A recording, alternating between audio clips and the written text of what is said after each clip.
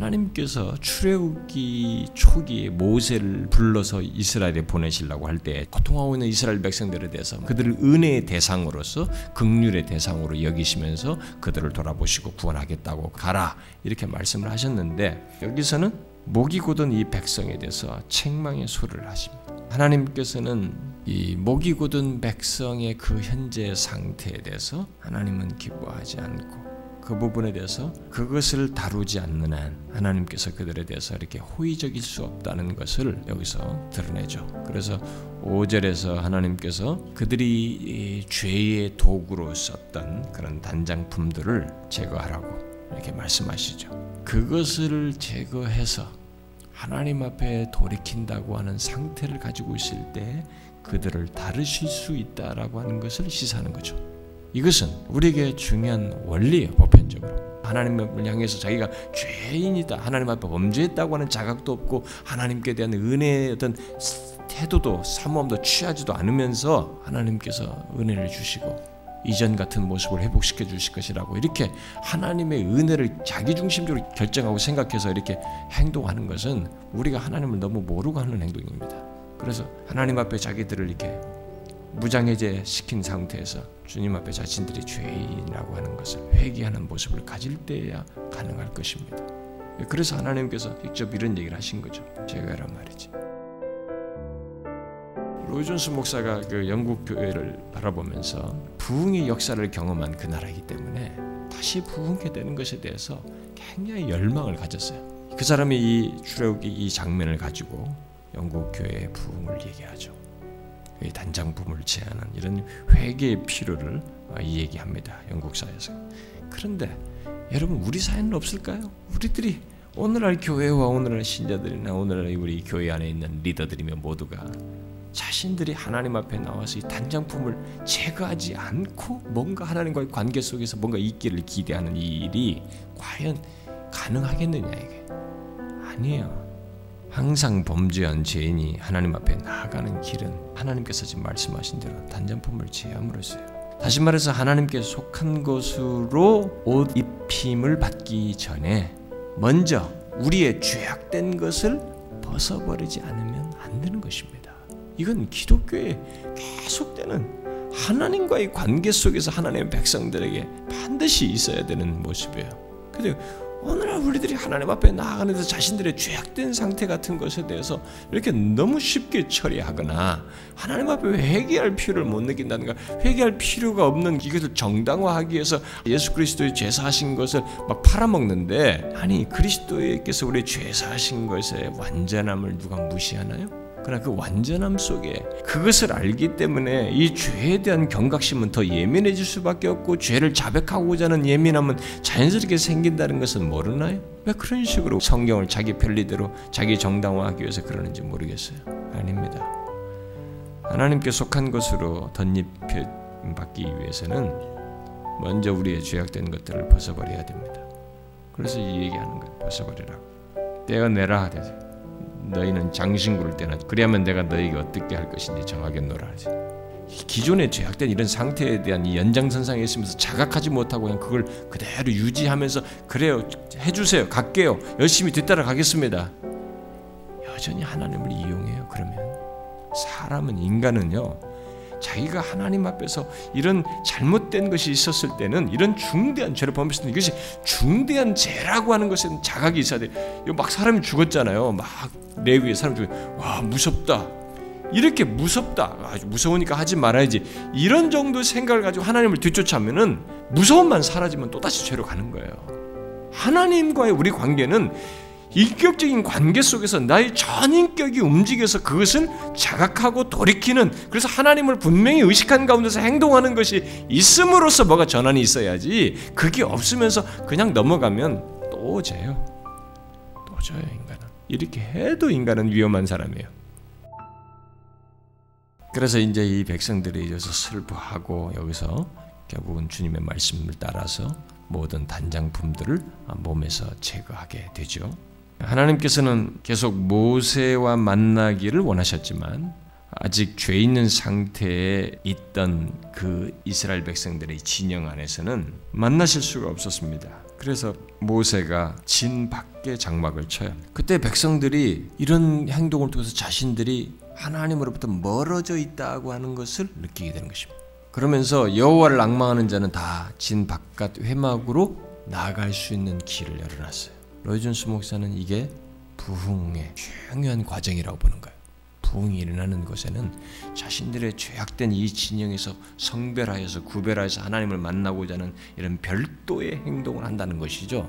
이 별도의 행동을 한다는 것은 하나님을 의식했다는 것이고 하나님 앞에서 우리 잘못됐다는 거룩한 의식을 가지고 있다는 것이고 그것에서 무엇인가 내가 인격적으로 적극적으로 어떻게 하면 좋을까라고 생각을 하고 의지를 발휘해서 태도를 취했다는 것이에요. 근데 여러분이 한번 보세요. 내가 말씀을 듣고 은혜를 받았어요. 그래서 하나님 앞에 기도해야지. 여러분 그렇게 기도에 자극을 받아놓고도 여러분들의 행동으로 옮기는 게 얼마나 어렵습니까? 그걸 지속적으로 하는 게 얼마나 어려워요. 이렇게 자발적으로 이런 행동을 한다는 것이 이거 예사로운 것이 아닙니다. 그래서 실제로 1959년 노던 아일랜드 울스터 맥킬킨이 그 학교 그 코너에서 몇 사람이 기도하기 시작하면서 부흥이 일어나지 않습니까? 가지고 그 울스터가 전체가 막 영적인 각성이라는 여기서부터 시작됐어요. 근데 별도의 행동을 한 거지 자신들이. 우리가 이렇게 나라가 어떻고 저떻고 이렇게 말만 하지 말고 우리가 하나님 앞에 구하자. 이런 과정들이 구별하여서 하는 거, 이런 적극적인 행동, 이런 것들이 하나님께서 보통 역사하시는, 회복시키고 은혜를 주시고 부흥케 하시는 그런 과정 속에서 일어나는 일들이라는 것이죠. 그래서 이렇게 해놓고 나서 여호와를 앙망하는 자는 누구든 회막으로 나아갈 수 있도록 길을 연 거죠. 이런 행동은 부패한 진영을 떠나서 하나님께 만나고자 하는 소원을 가지고 나아가는 이런 구체적으로 자발적인 행동 속에서 일어나는 것이기 때문에 진짜 여호와를 앙망하는 자나 이렇게 할 수 있어요. 그래서 이 회개와 함께 은혜로 나아가게 되는 이런 과정 속에서 하나님은 자기 백성을 다시 만나시는 행동을, 회복시키시는 행동을, 다시 심령을 부흥케 하시는 일을 하신다는 것을 여기서 보여주고 있는 것이죠. 우리 현실에 이런 모습이 얼마나 필요합니까? 우리에게 너무 필요하지 않습니까? 이런 것이. 오늘날 우리들은 너무 책을 많이 읽으면서 지식은 많이 알아. 부흥에 대해서 책을 많이 읽지만 부흥에 대한 그 내용이 자신의 것으로 소유돼서 하나님께 구하는 것은 없어. 우리는 이런 현실 속에서 우리의 죄악에서 돌이켜서 하나님께 은혜를 구하는 이런 것이 절실하게 필요합니다. 교회들이 죄악된 것들이 많다 보니까 사람들이 비판만 하고 막 힘들어하는데 여기처럼 이렇게 할 필요가 있어요. 우리는 너무 절실하지 않습니까? 개혁 속에서 이런 부흥을 갈망하는 것이 있어야 됩니다. 그래서 모세가 회막으로 나갈 때마다 이스라엘 백성들이 이제 막 그걸 바라보죠. 이 모세의 이런 구별된 이상한 유별난 행동을 다 멀리서 이렇게 바라봅니다. 여러분 한번 상상해 보세요. 와, 사람들이 모세가 평상시에 하나님 산에 올라가서 막 그랬었는데 혼자 별도로 쫙 가고 있는, 한번 상상해 보세요. 모두가 그를 바라보고 있습니다. 그가 그 회막으로 나아가고 그랬을 때 하나님께서 구름 기둥으로 이 회막에 강림하십니다. 그걸 보니까 백성들이 와, 이게 다시 무슨 하나님의 강림하심이 드러난 사인이니까 백성들이 막 경배합니다. 그리고 그 회막에 있던 모세는 그런 것이 경험되지는 상황이니까 이게 어떻겠어요? 자기가 조그만 밖에다 튀었는데 거기로 이동을 했는데 거기에 하나님이 구름기둥으로 확 임하셨으니까 장엄한 광경을 경험하지 않았겠나. 그런 장면이에요. 거기서 그는 이전에 알지 못했던 하나님의 임재를 맛보게 되고 마치 하나님께서 친구와 이야기함 같이 모세와 대면해서 말씀하셨다고 그랬어요. 이게 엄청난 장면이에요. 한 인간이 하나님과 이렇게 마치 친구를 대함같이 한다는 것은 이건 엄청난 장면이거든요. 모세는 지극히 영광스러운 경험을 하는 것이죠. 그때는 오직 모세만이 하나님과 교제의 영광을 누리는 상황이 돼. 이스라엘 백성들은 지금 못 누려요. 현재 상황에서 오직 모세만이 하나님과 교제의 영광을 누렸습니다. 이러한 가까운 교제, 이게 사실상 하나님의 백성들이 모두 경험할 수 있고 누릴 수 있는 것이에요. 바로 예수 그리스도 안에서. 이 장면은 사실상 그것을 우리에게 시사해줘요. 그가 이 땅에 오셨을 때는 바로 이런 교제를 자기 백성들에 주시기 위해서 오신 거예요. 그래서 예수 그리스도 안에서 우리가 갖는 교제는 지금 모세가 지금 하나님을 대면한 친구 대면한 같은 이런 경험을 예수 그리스도를 통해서 사람들이 한 거죠. 육신 믿고 오셨을 때부터 제자들과 주변에 땅에 있는 사람들이 그걸 경험했고 실제로 이제 사도들에 의해서 증거되는 바대로 예수 그리스도 안에 있는 자는 누구든지 예수 그리스도로 말미암아서 하나님을 마치 친구를 만난 것 같이 교제할 수 있는 것입니다. 우리가 예수 그리스도 이름으로 얼마나 쉽게 하나님께 말을 하고 대화하고 교제할 수 있습니까? 그런데 이렇게 말하면 뭐 보이는 것도 아닌데 뭐 틀렸어요. 그래서 여러분이 그래서 우리들이 예수 그리스도 안에서 이루어진 예수 그리스도 안에서 허락된 하나님과의 관계에 교제할 수 있는 이 친밀한 친구와 대함같이 하는 교제, 이 모세가 지금 하는 것 같은 이것이 예수 그리스도 안에서 이루어진 사실을 그렇게 하나님과 교통할 수 있는 이 조건을 믿지를 않는 거예요. 사람들이 믿음으로 이것을 자기의 경험 속에서 갖지 않는 것입니다. 이것을 믿지 않아요. 그러니까 너무 형식적이 된 것이 하나님을 아는 지식이 너무 일체하다 보니까 추상적이다 보니까 그렇게 경험을 하지 않는 것이에요. 사람들이 무슨 소리 하는 거예요?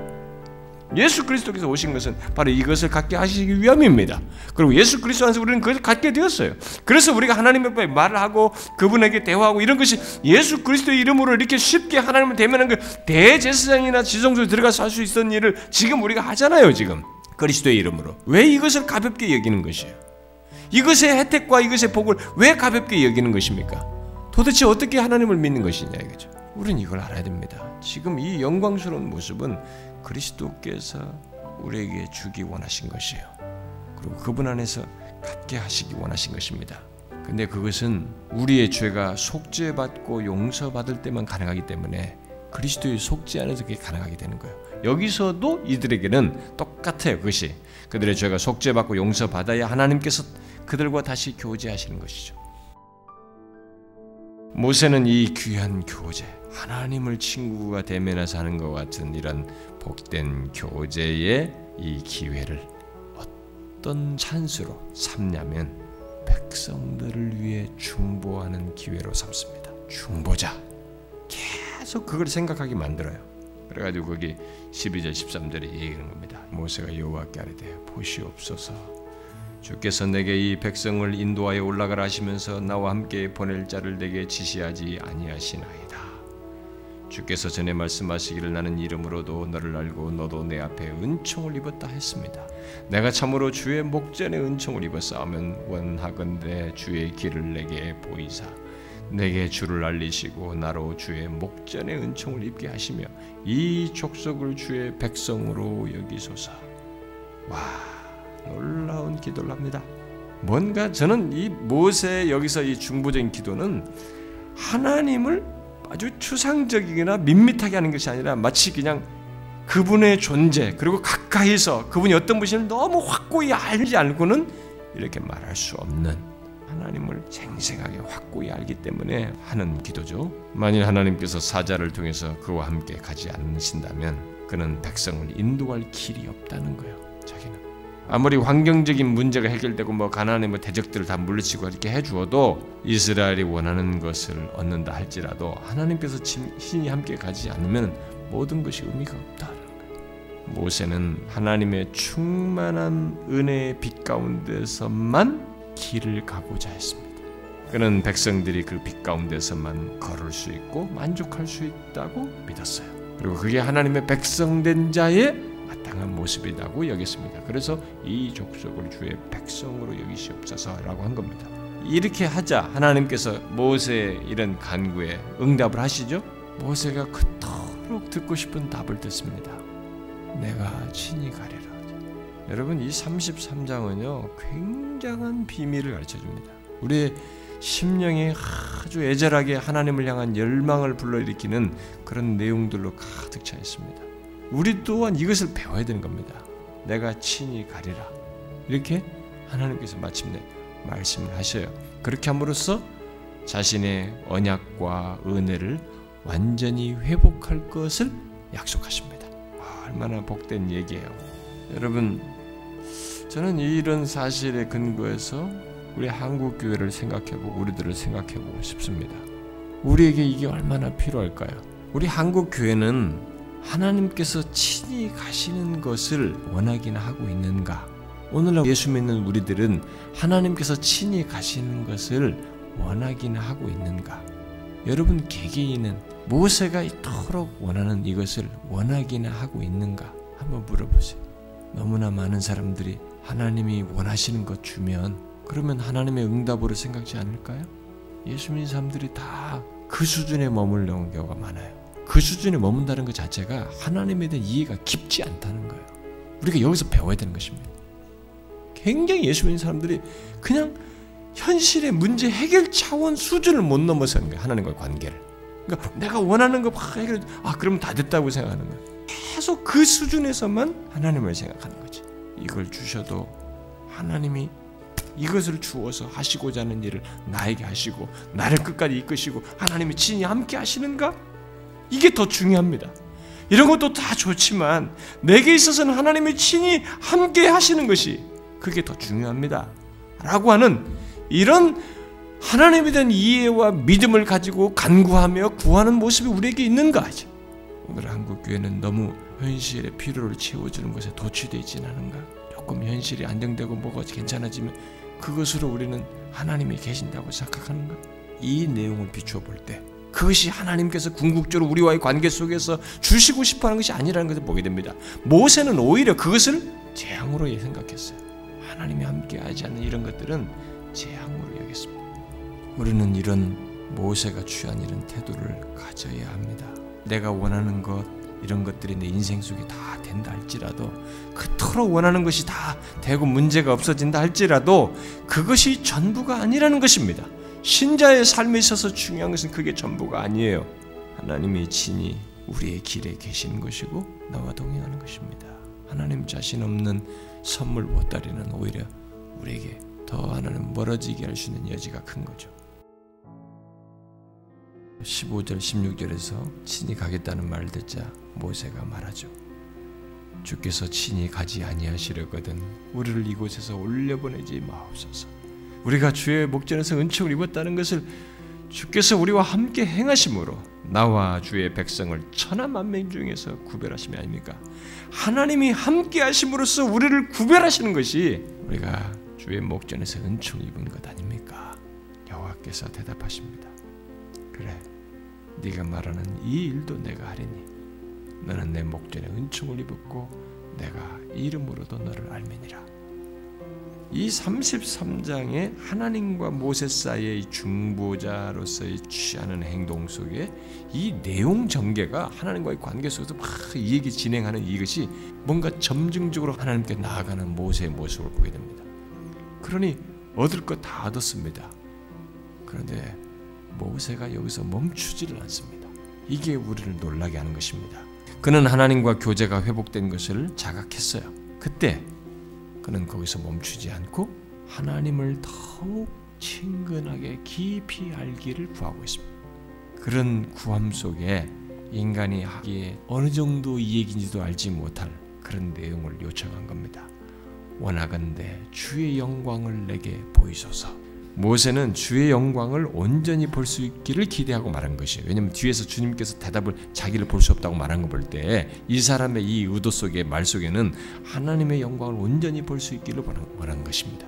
그러나 이 요구는 곧 하나님의 완전한 영광은 중보자 예수 그리스도에게만 하나님의 아들 되신 참 중보자이신 그리스도에게만 가능한 것이지 이 죄악된 세상에 사는 인생에게는 아무도 볼 수 없는 것이. 왜? 보면은 죽는다 그랬잖아요. 그러니까 너무 하나님과의 관계 속에서 이 대화 속에서 하나님이 자기를 너무 가까이 친밀하게 대답해 주시고 말씀해 주시고 응답해 주시는 이 가운데서 모세는 하나님 자신의 그 지극한 것에 열망을 가져서 그런 요구를 한 것인데 그가 요구한 하나님의 완전한 영광은 중보자 그리스도에게나 가능한 일이에요.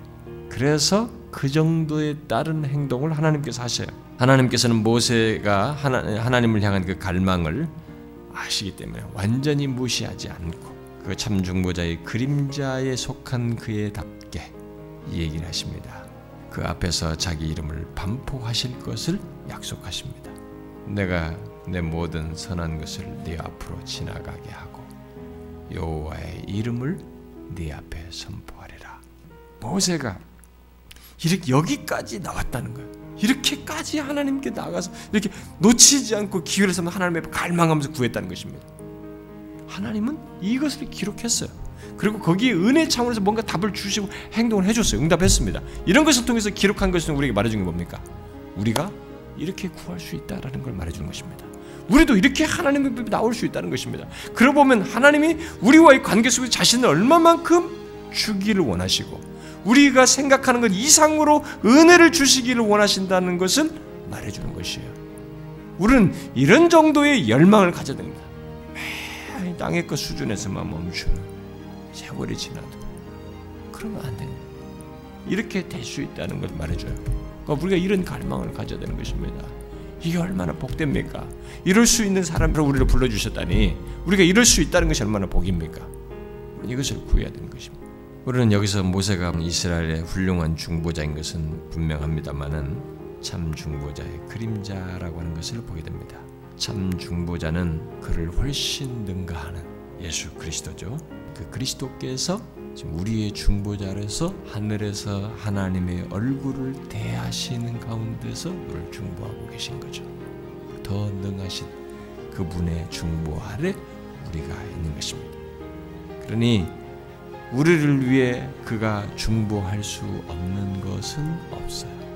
모세는 한계가 있었습니다만 우리의 중보자 되신 예수 그리스도는 우리를 위해 할 수 없는 것이 없습니다.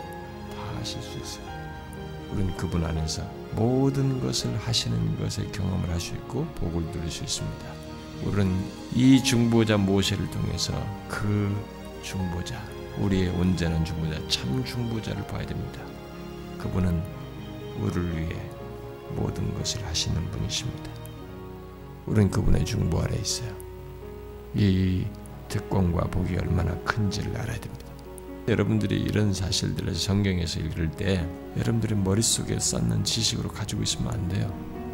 그 과정이 필요하겠으나 실제로 그렇다는 것을 믿어야 되는 것입니다. 여기 모세보다 더 탁월하신 중보자, 그분의 중보 아래 우리가 있습니다. 이 사람의 중보 아래 이스라엘 백성들에게 하나님과 이렇게 다시 언약이 회복된 것이 있잖아요. 이런 회복보다 더 완전한 회복을 우리는 그리스도 안에서 가질 수 있어요. 그가 못할 것이 하나도 없습니다. 왜? 그 정도로 완전한 중보자예요. 독생자이십니다. 우리 걸 다 감당하십니다. 그래서 요한일서 2장 1절에 하나님 옆에 우리의 대언자가 있으니, 그렇죠? 우리가 만일 범죄하면 그가 우리를 위해서 중보자로 계신다. 그가 못할 게 없습니다. 우리가 그분의 중보 아래 있다는 것이 얼마나 엄청난 것인지를 실제적으로 알고 그 혜택을 누리는 사람이 되어야 되는 것입니다. 머릿속에 지식을 가지고 있으면 안 돼요. 그래서 못할 것이 없는 그분을 의지하는 것이에요. 죄가 있을 때, 여러분 스스로 절망스러울 그런 상태가 있을 때 이 중보자를 의지하여 하나님께 구하는 것입니다.